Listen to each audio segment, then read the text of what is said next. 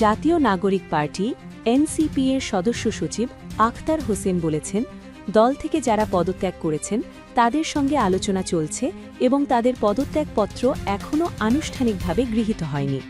গতকাল রোববার রাজধানীর বাংলা মোটরে এনসিপি এর অস্থায়ী কেন্দ্রীয় কার্যালয়ে সংবাদ সম্মেলনে তিনি এসব কথা বলেন।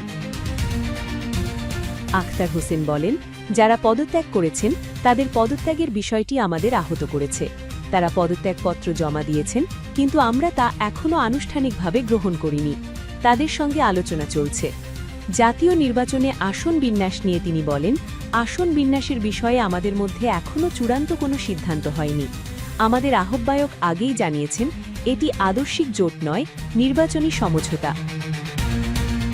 আসন্ন সংসদ নির্বাচনে জাতীয় পার্টিকে অংশগ্রহণের সুযোগ না দিতে নির্বাচন কমিশনকে আহ্বান জানিয়ে আখতার হোসেন বলেন, যেই জাতীয় পার্টির স্বৈরাচার তৈরি করেছে তারা যেন কোনোভাবে নির্বাচনে অংশ নিতে না পারে। জাতীয় পার্টিকে নির্বাচন করতে দেওয়া মানে স্বৈরাচারকে পুনর্বাসনের জন্য